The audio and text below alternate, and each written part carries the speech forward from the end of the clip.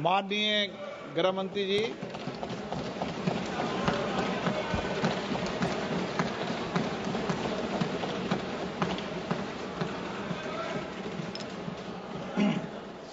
माननीय अध्यक्ष जी, आज जो मेरे साथी मंत्री बिल लेकर आए हैं उसके समर्थन में मैं खड़ा हुआ। माननीय अध्यक्ष जी, मैं सुबह से जो चर्चा चल रही है 12 बजे से, ओके एक मिनट चेक कराता हूँ। हाँ एक सेकंड चेक कराता हूँ।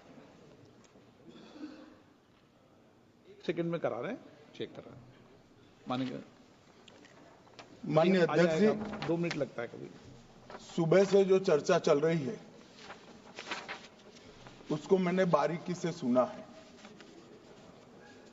मुझे लगता है या तो निर्दोष भाव से या तो राजनीतिक कारणों से ढेर सारी भ्रांतियां कई सदस्यों के मन में भी है और कई सारी भ्रांतियां सदन के माध्यम से, आपके माध्यम से पूरे देश भर में फैलाने का प्रयास भी हो रहा है। बिल पर चर्चा का जवाब तो माननीय रिज्जू साहब देंगे। मैं कुछ बातें यहां रखी है, इसको मेरी समझ के हिसाब से क्लैरिफाई करने का जरूर प्रयास करूंगा। माननीय, ये वक्त एक अरबी शब्द है। वक्त का इतिहास मान्यवर कुछ हदीसों से जुड़ा हुआ मिलता है और आजकल जिस अर्थ में वक्त शब्द का प्रयोग किया जाता है, इसका मतलब है अल्लाह के नाम पर संपत्ति का दान, पवित्र धार्मिक उद्देश्यों के लिए संपत्ति का दान। मान्यवर, वक्त का समकालीन अर्थ, अभी जो अर्थ हम समझ रहे हैं, वो इस्लाम के दूसरे खलीफा श्री उमर के समय में अस्तित्व में आया। एक प्रकार से इसकी आज की भाषा में व्याख्या करें तो वक्त एक प्रकार का चैरिटेबल एंडोनमेंट है और जहां एक व्यक्ति संपत्ति, भूमि या मूल्यवान संपत्ति धार्मिक या सामाजिक भलाई के लिए दान करता है बिना उसको वापस लेने के उद्देश्य से, वहां वक्त की रचना कर इसमें दान देता है। वो शब्द का बड़ा महत्व है। दान उस चीज का ही कर्ज किया जा सकता है जो हमारा है। सरकारी संपत्ति का दान मैं नहीं कर सकता। मान्यवर किसी और की संपत्ति का दान मैं नहीं कर सकता। दान उसी चीज का किया जाता है जो हमारा है। मान्यवर, इसी विषय पर ये सारा जो बहस चल रहा है। भारत का जहां तक सवाल है, दिल्ली में सल्तनत काल के प्रारंभ में मुइज़्ज़ुद्दीन घोरी के समय पर पहली बार वक्फ अस्तित्व में आया। अंग्रेजों के जमाने में 1863 के धार्मिक दान अधिनियम से चलता था। बाद में चैरिटेबल प्रॉपर्टीज एक्ट 1890 से चला। उसके बाद 1913 में मुसलमान वक्फ वैलिडेटिंग एक्ट अस्तित्व में आया। तब तक ये सारी प्रक्रियाएं चैरिटेबल एक्ट के तहत चलती थी। मान्यवर, आजादी के बाद वही एक्ट को 1954 में वक्फ के केंद्रीकरण के लिए बदला गया। 95 में वक्फ न्याय अधिकरण और वक्फ बोर्डों की स्थापना की। अब ध्यान से सुनिएगा मान्यवर, वक्फ परिषद और वक्फ बोर्ड ये 1995 से आए। ये पूरा झगड़ा जो चल रहा है आपने नॉन हिंदू को रख दिया और नॉन मुस्लिम को रख दिया, गैर मुस्लिम को रखा। वो झगड़ा वक्फ में दखल करने का है। पहले तो वक्फ में कोई गैर इस्लामिक सदस्य आएगा ही नहीं, ये स्पष्टता समझ लीजिए। ना मुतवल्ली गैर इस्लामिक होगा, ना वाकिफ गैर इस्लामिक होगा। मान्यवर, वहां कोई प्रोविजन नहीं है। जो धार्मिक संस्थाओं का संचालन करते हैं उसमें कोई गैर मुस्लिम व्यक्ति रखने का प्रावधान किया भी नहीं है, हम करना भी नहीं चाहते हैं मान्यवर। इसलिए जो बड़े बड़े भाषण करते हैं कि समानता का अधिकार चला गया, दो धर्मों के बीच में समानता नहीं रही, मुसलमानों के धार्मिक अधिकारों के बीच में दखल खड़ी हो जाएगी, कुछ नहीं होने वाला मान्यवर। इस दृष्टि से देखें तो 1995 तक वक्फ की काउंसिल और वक्फ बोर्ड था ही नहीं, वो तो 95 से आया। और मान्यवर, ये जो भ्रम खड़ा किया जाता है कि ये एक मुस्लिम भाइयों के धार्मिक क्रियाकलापों के अंदर, उनके दान की हुई संपत्ति के अंदर दखल करने का है, ये बहुत बड़ी भ्रांति फैलाकर माइनॉरिटी को डराकर अपनी वोट बैंक खड़ी करने के लिए किया जा रहा है मान्यवर। कहां पर गैर मुस्लिम सदस्य रखे जाएंगे? परिषद में और वक्फ बोर्ड में। उसका काम क्या है? उनका काम धार्मिक क्रियाकलापों को कुछ चलाने का नहीं है। वो शुद्ध रूप से वक्फ का जो कानून, दान के लिए किसी ने दी हुई संपत्ति, उसका एडमिनिस्ट्रेशन अच्छे से चल रहा है नहीं चल रहा है, कानून के हिसाब से चल रहा है नहीं चल रहा है, या तो दान जिस चीज के लिए दिया गया, इस्लाम धर्म के लिए दिया गया, गरीबों के भोजन के लिए दिया गया, गरीबों के उद्धार के लिए, वो उद्देश्य के लिए इसका उपयोग हो रहा है नहीं हो रहा है, इसका नियमन करने का काम है मान्यवर।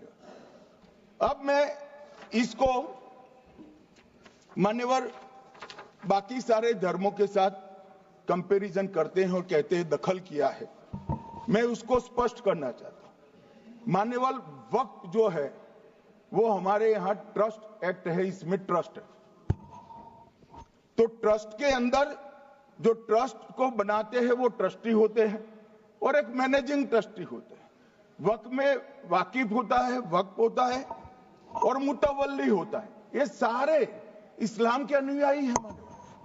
अरे भाई, आप कह रहे हो, हम तो कह रहे हैं क्योंकि इसका वक्फ शब्द ही इस्लाम से आया है, इसलिए हम कह रहे हैं कि वक्फ वो ही कर सकता है जो इस्लाम का अनुयायी हो। अब आप उसका विरोध कर रहे हो, तो आप तो वक्फ में भी नॉन इस्लामिक आदमी चाहते हो। मान्यवर, क्या कह रहे हैं? हम इसलिए कह रहे हैं कि वक्फ वो ही कर सकता है जो प्रैक्टिसिंग इस्लाम को प्रैक्टिस करता होगा, क्योंकि मान्यवर इसकी उत्पत्ति ही इस्लाम के सिद्धांतों से हुई। अब मान्यवर, वक्फ धार्मिक हुआ, वक्फ बोर्ड नहीं हुआ, वक्फ परिषद भी नहीं हुई। अरे सुनो भाई, मान्यवर, ट्रस्ट के अंदर ट्रस्टी जो होते हैं, जो चर्च होगा तो क्रिश्चियन होंगे, पारसी भी होंगे, पारसी के लिए वो ट्रस्ट होगा, तो हिंदू होगा तो हिंदू के लिए। अब चैरिटी कमिश्नर हम कहेंगे कि भाई मुस्लिम क्यों आया? मुझे बताओ, चैरिटी कमिश्नर एक्ट में मुसलमान चैरिटी कमिश्नर बन सकता है या नहीं बन सकता है? उसको ट्रस्ट नहीं चलाना है, उसको चैरिटी के कानून के हिसाब से वो ट्रस्ट चले, उसकी देखरेख करनी है। ये धार्मिक नहीं है, ये धर्म का काम नहीं है मान्यवर, ये एडमिनिस्ट्रेटिव वर्क है। और इसलिए तो फिर चैरिटी कमिश्नर हिंदू होगा तो वो क्रिश्चियनों के ट्रस्ट का कैसे देखरेख करेगा? चैरिटी कमिश्नर क्रिश्चियन होगा तो जैनियों के और हिंदुओं के ट्रस्ट का कैसे देखरेख करेगा? अब बताओ, कि सारे ट्रस्ट के चैरिटी कमिश्नर अलग अलग बन, देश तोड़ दोगे आप लोग, तोड़ दोगे। हमने साहब, मैं अभी भी आपके माध्यम से, इस सदन के माध्यम से देश भर के मुसलमान भाइयों बहनों को कहना चाहता हूं, आपके वक्फ में एक भी नॉन मुस्लिम नहीं आएगा। ये एक्ट में ऐसा कोई प्रावधान नहीं। मगर जो वक्फ बोर्ड है और वक्फ परिषद है, उसका काम क्या है?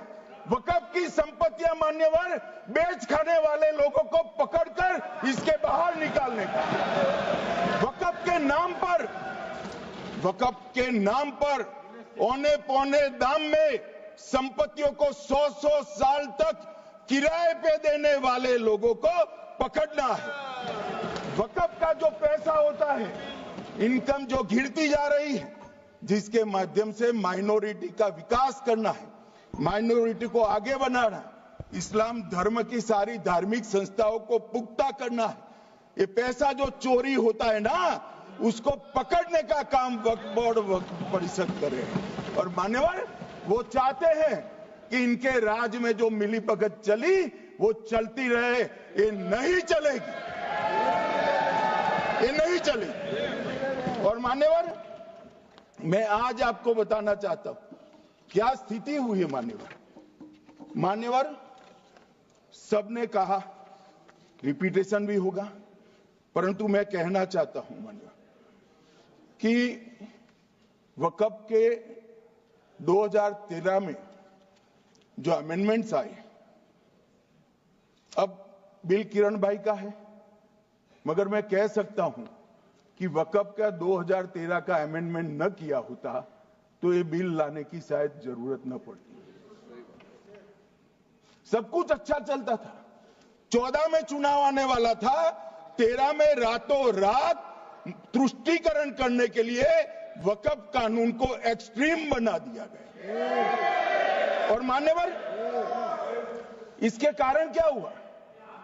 इसके कारण दिल्ली लुटियन की 123 वीवीआईपी संपत्ति कांग्रेस सरकार ने जब चुनाव मुहाने पर थे, 25 दिन दूर था, वक्फ को देने का काम कर दिया। दिल्ली वक्फ बोर्ड ने उत्तरी रेलवे की भूमि वक्फ के नाम घोषित कर दी। हिमाचल में वक्फ की संपत्ति बताकर उस पर अवैध मस्जिद बनाने का काम किया। 250 हेक्टेयर क्षेत्रफल वाले 12 गांव पर वक्फ का स्वामित्व हो गया तब तमिलनाडु में। और मान्यवर, तमिलनाडु के 1500 साल पुराने तिरुचेंदुरई मंदिर की 400 एकड़ भूमि को वक्फ की संपत्ति घोषित कर। ये जब मंदिर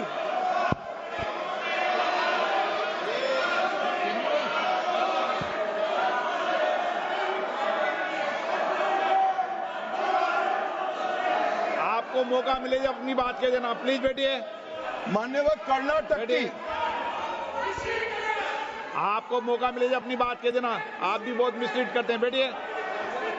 गृह मंत्री जी। मान्यवर, कर्नाटक की मणिपट्टी समिति का रिपोर्ट में पढ़ रहा हूं, इसमें मेरा कुछ नहीं है, खड़े मत हो जाना। ये मणिपट्टी समिति का रिपोर्ट है। 29,000 एकड़ भूमि वक्फ की बिजनेस के उपयोग के लिए किराए पर दे दी। मान्यवर, 2001 से 12 के बीच 2 लाख करोड़ की वक्फ की संपत्ति निजी संस्थानों को हस्तांतरित कर दी 100 साल की लीज पर। मान्यवर, बेंगलुरु में उच्च न्यायालय में बीच में पढ़ना पड़ा, 602 एकड़ भूमि को जब्त करने से रोकना पड़ा।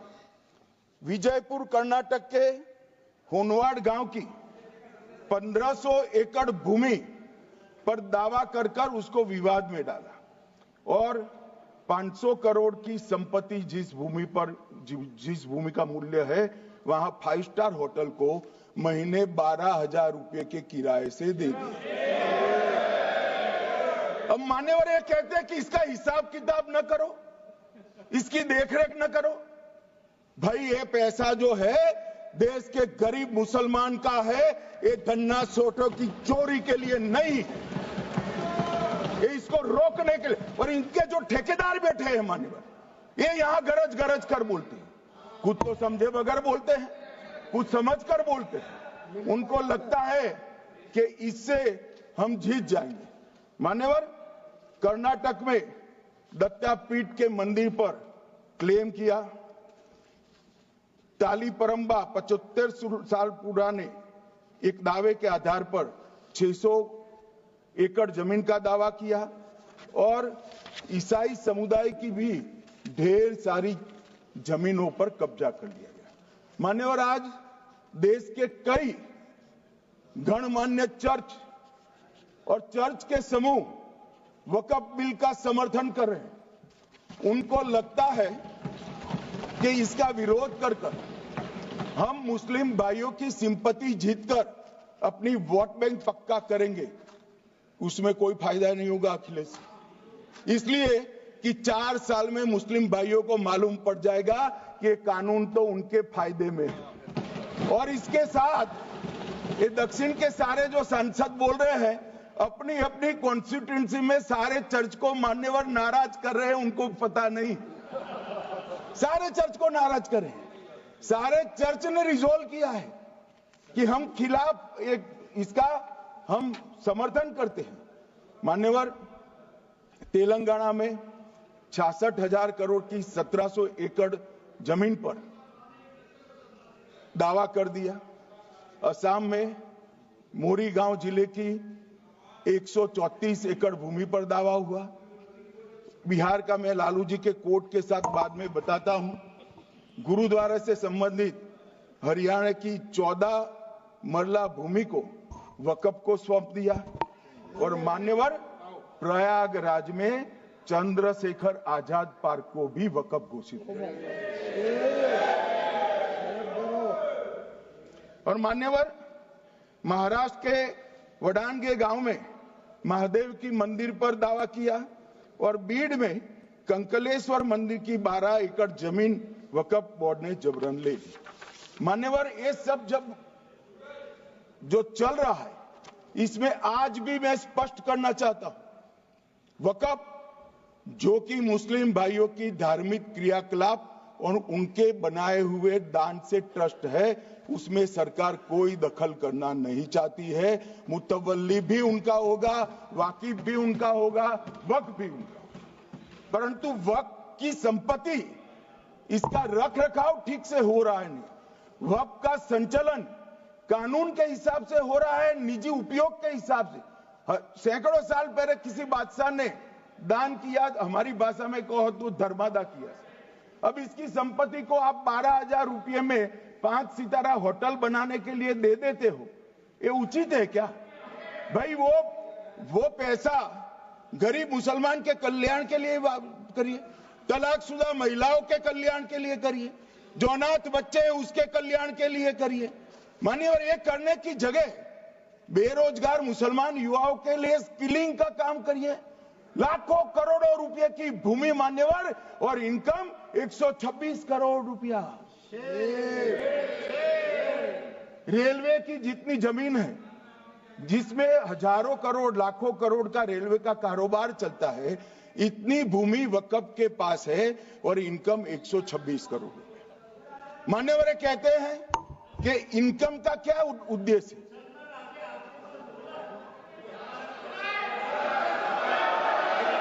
बैठ जाओ।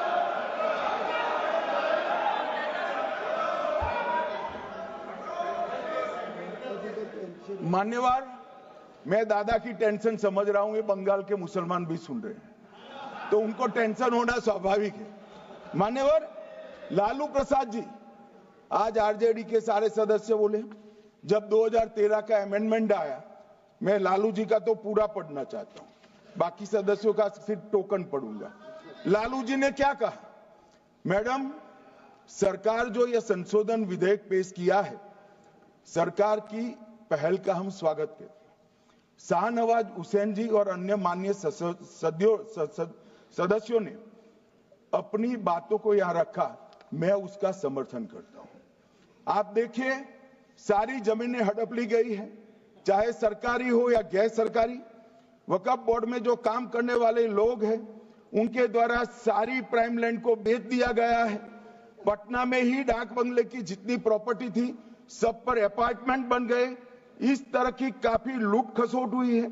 हम संशोधन विधेयक तो आपको अंत में लाए हैं, समर्थन करते हैं, लेकिन मैं चाहता हूं कि भविष्य में आप कड़ा कानून लाइए और ये जो चोरी करने वाले लोग हो, उनको जेल की सलाखों के पीछे डालें। अब साहब, लालू प्रसाद की इच्छा इन्होंने तो पूरी नहीं की, नरेंद्र मोदी जी ने पूरी कर दी। ये लालू जी ने कहा था, एक कड़ा कानून लाइए। मान्यवर शरीफुद्दीन शरीफ, उन्होंने कहा, मंत्री जी समझते हैं कि शायद इससे मुसलमानों का वोट मिल जाएगा, लिहाजा मुसलमान लोगों ने भी खुद ही तबाही मचाई है, इसलिए मैं गुजारिश करूंगा कि इसके लिए आप सख्त कानून बनाइए, उनके हाथों में हथकड़ियां पहनाइए और जो उनके कब्जे किए हैं वो जमीनों बेचकर गरीब और तलाकशुदा मुस्लिम बहनों का कल्याण करिए। इसके बाद श्री हमीदुल्लाह सैयद लक्षद्वीप से थे, उनका भी इसी टोन का भाषण है। और मान्यवर, मैं आज की बात नहीं कर रहा हूं, 2013 का जो बिल कांग्रेस पार्टी लेकर आई, इसके विरोध में इनके समर्थकों ने जो कहा था, मान्यवर ये है। और क्या होगा भाई इससे? पारदर्शी ऑडिट होगी, आज ऑडिट ही नहीं हो रही। रिपोर्ट ऑनलाइन जमा करने की सिस्टम नहीं है, वो होगी, रिपोर्ट देनी पड़ेगी, बैलेंस शीट जमा करनी पड़ेगी, ऑडिट होगी, कैग के रिटायर्ड ऑफिसर ऑडिट करेंगे और मान्यवर पारदर्शिता आएगी। इससे क्यों डरना चाहिए किसी को? पारदर्शिता से क्यों? और वक्फ बोर्ड और वक्फ परिषद, इसका कोई ऑर्डर हम ऐसा नहीं लिख रहे हैं कि कोर्ट में नहीं जा सकते। आपने तो कर दिया था कि ये ऑर्डर को कोई कोर्ट में चैलेंज ही नहीं कर सकता, पूरा संविधान वहां समाप्त कर दिया मान्यवर। और मान्यवर, हम तो इसको कहते हैं कि कोई भी चैलेंज कर सकता है कायदे की अदालत में। इस देश में संविधान का राज है, ग्रीवेंसेस जिसका भी हो कोर्ट में जा सकता है। 2013 में जिसकी भूमि हड़पी, इसके ग्रीवेंसेस को भी कोर्ट के फोरम से बाहर करने का पाप एक कांग्रेस पार्टी ने किया। मान्यवर, एक अफवाह और फैला रहे, प्रोस्पेक्टिव इफेक्ट से आ रहा है। मैं स्पष्ट कर देना चाहता हूं, इस सदन में बोलने के वक्त जिम्मेदारी के साथ बोलना चाहिए। अगर ये कानून का पहला पेज और तीसरी तक धाराएं भी पड़ी होती तो इसमें स्पष्ट लिखा है, ये कानून का अमल जिस दिन पारित होने के बाद भारत सरकार नोटिफिकेशन बाहर निकालेगी, उस दिन के बाद होगा। मतलब रिट्रोस्पेक्टिव इफेक्ट नहीं है, मगर मुस्लिम भाइयों को डराया जा रहा है कि रिट्रोस्पेक्टिव इफेक्ट से आएगा। मान्यवर, ये कह रहे कलेक्टर क्यों रखा है? मुझे एक बात बताओ भाई, जो बता सकते हैं, अगर किसी मंदिर के लिए जमीन खरीदनी है तो जमीन की मालिकी किसकी है वो हमारे देश में कौन तय करता है? सबको मालूम है, कलेक्टर करता है सर, रेवेन्यू ऑफिसर वही है। तो अगर वक्फ की भूमि जो वक्फ कर रहा है उसकी है या नहीं है, इसकी जांच कलेक्टर करे तो इसमें आपत्ति क्या है? वक्फ तो दान है भाई, और दान अपनी संपत्ति का किया जा सकता है, किसी और की संपत्ति का नहीं किया जा सकता। गांव में कोई बेचारा अमेरिका गया है 4 महीने पढ़ने के लिए, घूमने के लिए, आता है तो कि वक्फ घोषित हो गया। कोई कारोबार करने के लिए दिल्ली आया, आता है तो कि वक्फ घोषित हो गया। अरे ऐसा नहीं होता भाई, कलेक्टर को पूछना पड़ेगा सरकारी संपत्ति है या नहीं है, इसकी जांच करनी चाहिए या नहीं करनी चाहिए। ढेर सारे मंदिर बनते हैं, बने भी है, बनेंगे भी, ढेर सारे चर्च बने हैं, गुरुद्वारे बने हैं, सरकारी संपत्ति पर बन सकते हैं क्या? नहीं बन सकते मान्यवर। जहां वक्फ की घोषणा होती है वो भूमि सरकारी है या नहीं है वो सत्यापित करना ही चाहिए और कलेक्टर के अलावे इसको कोई सत्यापित नहीं। मान्यवर, इन्होंने मैंने पहले भी बताया मान्यवर, कोर्ट को भी रास्ते से निकाल दिया। मैं बाद में बात करता हूं मान्यवर, ये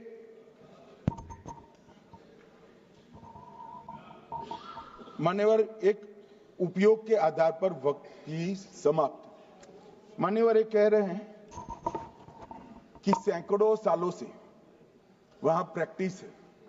अब वो तो वक्फ रजिस्टर हो गया, आपने घोषित कर दिया, वक्फ में रजिस्टर भी हो गया, अब इसका सवाल नहीं है। मगर सैकड़ों साल की प्रैक्टिस, मुगलों के समय की प्रैक्टिस आज घोषित की जा सकती है क्या? अगर वहां नमाज पढ़ रहे हैं तो लोग देखते होंगे, कब्रिस्तान होगा लोग देखते होंगे, दरगाह होगी तो लोग देखते होंगे, और घोषित भी हो चुका होगा, रजिस्टर भी हो चुका होगा। अब अगर आप वक्फ घोषित करना है तो उसको ऐसे नहीं कर सकते मान्यवर, अधिकृत करना चाहिए। मान्यवर, जो दूसरा सुधार लेकर आए किरण जी, वो ही है कि धारा 36 में वक्फ संपत्तियों को बिना किसी स्पष्ट प्रक्रिया से, मालिकी की प्रक्रिया से पंजीकृत नहीं किया जा सकता। मान्यवर, अपील का प्रावधान वर्तमान में अधिनियम में ट्रिब्यूनल के निर्णय के खिलाफ अपील करने का कोई प्रावधान नहीं है। ये दृष्टिभ्रम खड़ा कर रहे थे गोगाई जी कि हाईकोर्ट में जा सकते। हाईकोर्ट में सिविल सूट नहीं जा सकता, रीट के अधिकारों का उपयोग कर हाईकोर्ट में जा सकते हैं। सिविल सूट में ज्यादा प्रोटेक्शन मिलता है मूल मालिक को। आपने सिविल सूट को खत्म कर दिया था। रीट के जुडिक्शन बहुत सीमित है, हम सब जानते हैं कि ये सीमित कर दिया गया था, आप भी जानते हो, मगर आपको वोट बैंक चाहिए।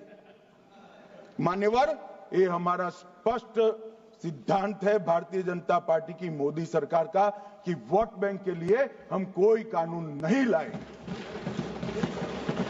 कानून न्याय के लिए होता है, कानून लोगों के कल्याण के लिए होता है। इन्होंने कहा कैसे कैसे कानून आए हैं, मैं बता देता हूं सब। अभी कांग्रेस के महासचिव और माननीय सदस्य कह रहे थे क्या कानून आ रहे हैं सब, किस प्रकार के कानून आ रहे हैं। मान्यवर, इसी सदन में नरेंद्र मोदी सरकार ही महिलाओं को 33% आरक्षण का कानून लाई। इसी सरकार में पिछड़ों को संवैधानिक अधिकार दिया गया। मान्यवर, इसी सरकार में बजट जो आए, इसमें गरीबों को गैस, शौचालय, पानी, 5 लाख तक का बीमा, 5 किलो अनाज, बिजली और घर दिए गए। मान्यवर, और कन्वर्जन कानून की बात करते थे और हंसते हंसते कहते थे कर्नाटक सरकार कन्वर्जन कानून लेकर आई है। सबसे पहला कन्वर्जन कानून उड़ीसा और मध्य प्रदेश में कांग्रेस सरकार लेकर आई, मगर उस वक्त कांग्रेस सरकार तुष्टीकरण की नीति पर नहीं चलती थी, महात्मा गांधी के सिद्धांतों पर चलती थी। मध्य प्रदेश और उड़ीसा में सबसे पहला कन्वर्जन के खिलाफ कानून कोई लाया तो कांग्रेस पार्टी लाई, और मुझे गर्व है मेरी पार्टी की सरकारें कन्वर्जन पर कानून लाती। मान्यवर, सबको अपना धर्म का अनुसरण करने का अधिकार है, कोई शौक से करे, मगर लोभ, लालच, भय, इससे धर्म परिवर्तन नहीं कराया जा सकता। किसी गरीब के पास खाना नहीं है, खाना देकर उसका धर्म बदला दोगे? कोई थोड़ा कम पढ़ा लिखा व्यक्ति है, उसका धर्म बदला दोगे? ऐसे नहीं होगा मान्यवर। और आपने भी किए हैं कानून, आप नए नए आए हो, आपको मालूम नहीं है मान्यवर, इनको मालूम नहीं, अभी अभी आए हैं 5 साल से। ये कांग्रेस पार्टी ने कानून किए थे मान्यवर। अपील का प्रावधान भी हमने आगे बढ़ाया, और गैर मुसलमानों के द्वारा दान की गई संपत्तियों पर, गैर मुसलमानों की दान की संपत्तियों पर वक्फ अधिनियम को हमने लगने से मना कर दिया। माने उनके लिए चैरिटी कमिश्नर का कायदा है। ये प्रैक्टिसिंग इस्लाम, जो इस्लाम की प्रैक्टिस करते हैं, इसीलिए मान्यवर हमने ओवरराइडिंग इफेक्ट को भी समाप्त कर दिया। मान्यवर ट्रस्ट का नियमन करने का जो कानून होता है, जैसे चैरिटी कमिश्नर के कानून में कोई ओवरराइडिंग इफेक्ट नहीं है। जहां क्लासेस आते हैं वहां ओवरराइडिंग इफेक्ट होती है। यहां ओवरराइडिंग इफेक्ट इसलिए देगी कि आप जिसकी संपत्ति हड़पी जाएगी उसको कोर्ट से जाने से रोकना चाहते थे, इसलिए ओवरराइडिंग इफेक्ट जो हमने मान्यवर निकाल दिया है। मान्यवर एक ऐसी चर्चा लेकर आए कि चर्चा नहीं, मैं आपको बताना चाहता हूं 2013 में जो अमेंडमेंट बिल आया, जिसके कारण ये बिल लाना पड़ा, वो बिल में कुल मिलाकर 5.4 घंटे चर्चा हुई थी, 5.5 घंटे दोनों सदन मिलाकर। और इस बिल में दोनों सदन मिलाकर 16 घंटे चर्चा हो रही है मान्यवर, 16 घंटे। इसके अलावे हमने डिमांड किया समिति बनाओ, समिति भी बनाई, 38 मीटिंगें हुई, 113 घंटे चर्चा हुई, 284 हितधारक बनाए गए। वक्फ बोर्डों की संख्या जो उपस्थित वक्फ बोर्ड भी हुए राज्यों के 25 हुए, राज्य सरकार के प्रतिनिधि 15 राज्य सरकारों के आए, सांसद 8 हुए, विधायक विधान परिषद 7 हुए और अध्ययन दौरे 3 किए गए और अल्पसंख्यक आयोगों को भी 5 बुलाया गया। ये सबसे 92.68 लाख करीब 1 करोड़ सुझाव देश भर से ऑनलाइन आए। इसकी मीमांसा कर ये कानून बना है। आप ऐसे इसको खारिज नहीं कर सकते हो पूरी प्रक्रिया को। आप जो कर रहे हैं 5.5 घंटे की प्रक्रिया, ये बहुत लोकतांत्रिक प्रक्रिया है और हम 16 घंटे चर्चा करते हैं कि चर्चा आपके अनुरूप चर्चा नहीं हो सकती। ये सदन में हर सदस्य बोलने के लिए स्वतंत्र है, कोई परिवार की यहां चलती नहीं है। ये तो जनता के नुमाइंदे हैं, किसी की कृपा से नहीं आए हैं। मान्यवर जो दिल में है, जो जनता की आवाज है, वो रखेंगे। मान्यवर एक सदस्य द्वारा कहा गया कि ये मिसलीडिंग है कि पुराने कानून में 2013 के जो अमेंडमेंट्स थे उसमें अपील का प्रोविजन था। अब मैं कहना चाहता हूं 83(9) उसमें अधिकरण द्वारा किए गए किसी भी विनिश्चय का आदेश विरुद्ध, चाहे वो अंतरिम हो या फाइनल, इस पर अपील नहीं हो सकती। इसका मतलब अपील का प्रोविजन आपने रखा ही नहीं था। सिविल न्यायालय, राजस्व कोर्ट और अन्य प्राधिकरण उसके अधिकार क्षेत्र पर भी प्रतिबंध लगा दिया और सरकारी अधिसूचना जो बाद में वक्फ बोर्ड और वक्फ परिषद के एडवाइस से होगी, इसको भी कोई चुनौती नहीं दे सकता। मान्यवर मुझे ये बताओ कि अभी फैशन है संविधान लहराने की, ये संविधान के हिसाब से सरकार का या किसी भी निजी संस्था का कोई भी फैसला मान्यवर कायदे की कोर्ट से बाहर कैसे हो सकता है? कोई भी फैसला हो, ये देश की अदालत वो फैसले तक रुचि नहीं रखेगी। नागरिक ग्रीवेंसेस लेकर कहां जाएंगे? जिसकी भूमि हड़प कर ली गई वो कहां जाएगा? ऐसा नहीं चलेगा। आपकी वोट बैंक के लिए आपने किया था, हम खारिज कर रहे हैं, हम खारिज कर रहे हैं। ऐसा नहीं चलेगा। अदालत में जाइए, जिसको ग्रीवेंसेस है इधर और साइड से, और अदालत न्याय करेगी। न्याय के लिए तो अदालतें बनी हैं। और मान्यवर यहां एक सदस्य ने कह दिया माइनॉरिटी इस कानून को स्वीकार नहीं करेगी। क्या धमकाना चाहते हो भाई? संसद का कानून है, सबको स्वीकार करना पड़ेगा। स्वीकार नहीं करेंगे मतलब क्या है? कैसे बोल सकते हैं कोई हम कानून को स्वीकार नहीं करेंगे?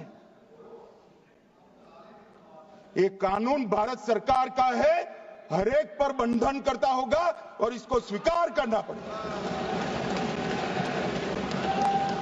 मान्यवर, ये हमने तो खैर वक्फ को छेड़खानी नहीं की, वक्फ बोर्ड और वक्फ परिषद के अंदर बदलाव किया है, मगर वक्फ के लिए भी क्या क्या जजमेंट आए।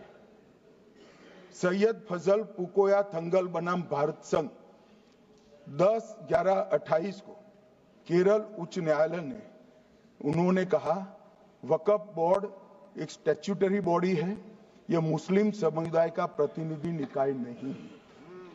इसका फंक्शनिंग मान्यवर एडमिनिस्ट्रेटिव है। धार्मिक क्रियाकलापों को तो वक्फ ने करना है, चाहे कब्रिस्तान हो, चाहे दरगाह हो, चाहे मस्जिद हो, चाहे चैरिटी का काम, वो वक्फ बोर्ड को नहीं करना है भाई। ये केरल हाईकोर्ट ने किया, इलाहाबाद हाईकोर्ट ने भी, उसने तो मुतवल्ली तक भी कहा है, मगर हम मुतवल्ली तो जो धर्म का है वही रखेंगे।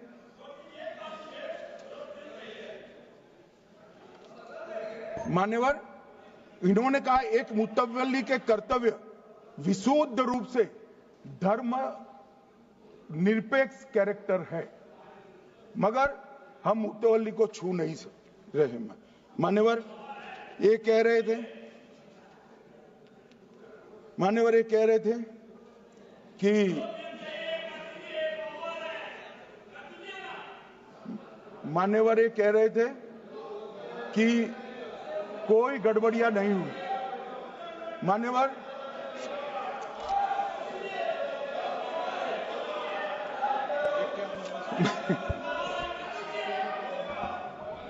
मान्यवर 2013 में अन्यायी कानून आया। भाई करने थोड़ा शांत हो जाइए। ये 26 के कारण डरे हुए हैं और कुछ कारण नहीं। चुनाव जो है ना अक्टूबर में, 25 में जो चुनाव है इसके कारण डरे। मान्यवर भाई बैठ जाओ। मान्यवर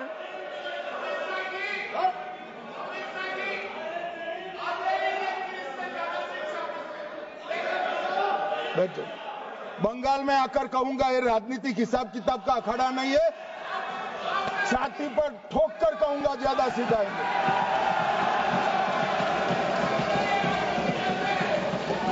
मान्यवर 2013 के, अरे बैठ जाओ वकील साहब बैठ जाइए। मान्यवर 2013 में वो भी रिपीट होने वाले हैं। मान्यवर 2013 में बैठ जाओ। मान्यवर 1913 से लेकर 2013 तक 1913 से 2013 तक वक्फ बोर्ड का कुल एकड़ में भूमि सब वक्फ का मिलाकर 18 लाख एकड़ था। मेरी विनंती है सभी सदस्य इसको ध्यान से सुनिए। 1913 से 2013 तक 18 लाख एकड़ और 13 से 25 तक एक कानून बनने का परिणाम क्या आया, और नई 21 लाख एकड़ भूमि बढ़ गई। अब मान्यवर 39 लाख एकड़ जो भूमि है उसमें 21 लाख एकड़ 13 के बाद है। अब ये कह रहे हैं कि इसका दुरुपयोग नहीं हो रहा है। मान्यवर, और लीज पर दी गई संपत्तियां 20,000 थी और 25 में रिकॉर्ड के हिसाब से, हो सकता है गलत भी हो सकता है, रिकॉर्ड्स के हिसाब से शून्य हो गई। तो मान्यवर संपत्तियां कहां गई? मान्यवर बेच दी गई। किसकी संपत्ति से, किसकी परमिशन से बेचा? मान्यवर मैंने पहले ही कह दिया कि केरल और देश भर के Catholic bishop council, Catholic bishop conference of India Catholic Congress Kerala, भारतीय कैथोलिक धर्मगुरुओं की महासभा, केरल चर्चों की संयुक्त परिषद, कैथोलिक कांग्रेस केरला, ये सब ने इस बिल का समर्थन करा है और कहा है अन्यायी 2013 का सुधार। हम अकेले नहीं कह रहे मान्यवर। और मान्यवर, इसी एक्ट में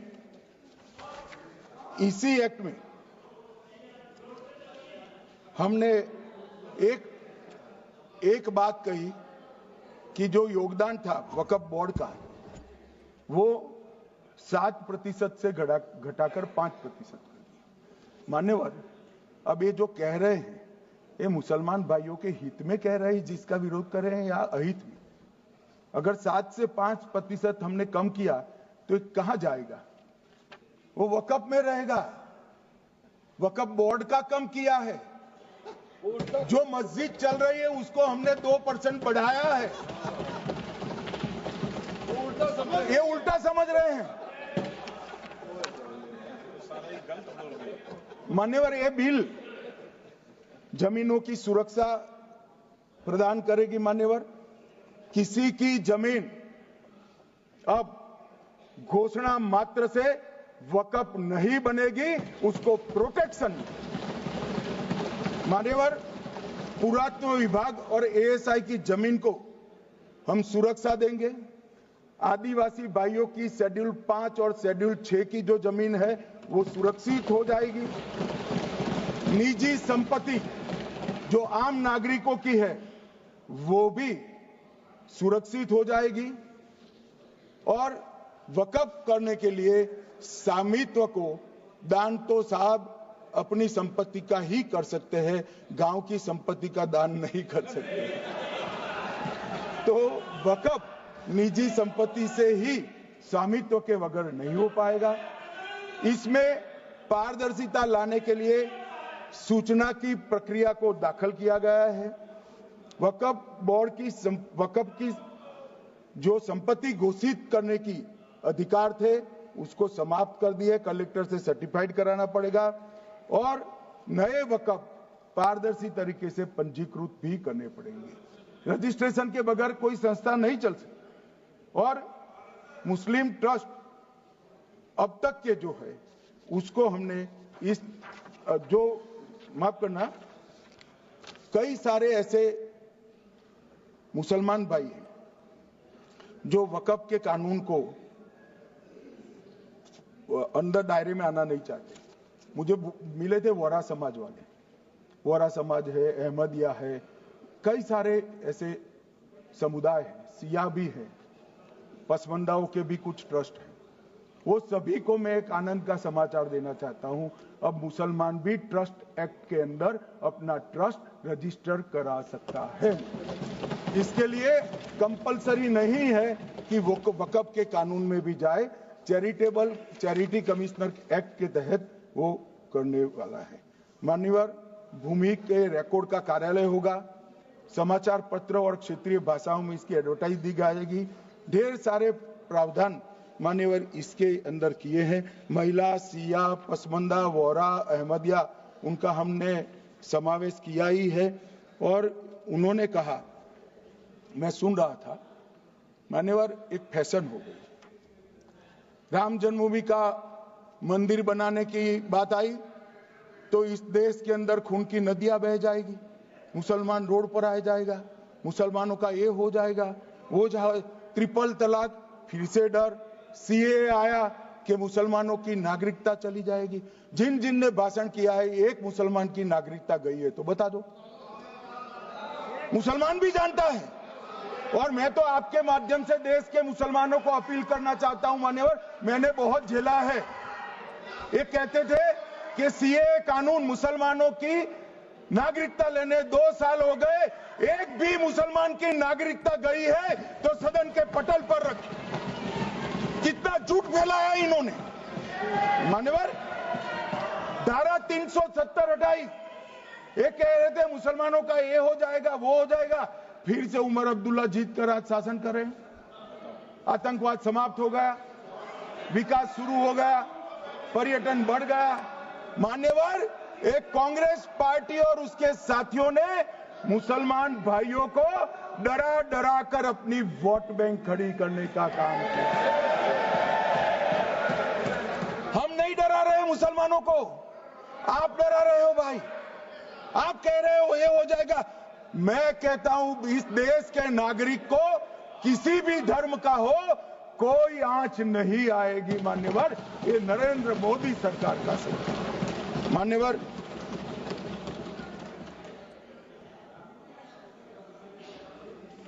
इनको मान्यवर ना पिछड़ों की चिंता है ना मुसलमानों की। ये सालों से जातिवाद और तुष्टीकरण इसके आधार पर काम करते हुए आए हैं और जातिवाद और तुष्टीकरण की राजनीति कर कर अपने परिवार की पॉलिटिक्स को आगे बढ़ाए हैं। मगर 2014 से मान्यवर जातिवाद, तुष्टीकरण और परिवारवाद को एक साथ नरेंद्र मोदी ने समाप्त कर कर विकास की राजनीति इस देश में प्रस्तावित की।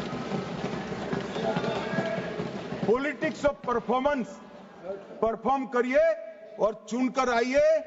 3 टर्म मोदी जी को चुना है और 3 टर्म भारतीय जनता पार्टी की सरकार रहने वाली है। मेरी बात को ठीक कर। मान्यवर, अंत में मैं किरण जी को बहुत बहुत बधाई देना चाहता हूं कि बहुत अभ्यास कर कर सारे दूषणों को निकालकर वक्फ कानून को शुद्ध, पारदर्शी और उद्देश्यों को समर्पित बनाने का काम रिज्जू साहब लेकर आए हैं। मैं इसका समर्थन करता हूं। ईटी मोहम्मद बशीर, आप कुछ बोलना चाहते थे? छोड़िए, गृह मंत्री जी ने विषय रख दिया। मेरा नाम सर माननीय वेणुगोपाल जी ने लिया था और सर मैंने बड़ा स्पष्टता से सर कह दिया था। ईटी मोहम्मद बशीर बाद में कर। ईटी मोहम्मद बशीर छोड़िए। ईटी मोहम्मद बशीर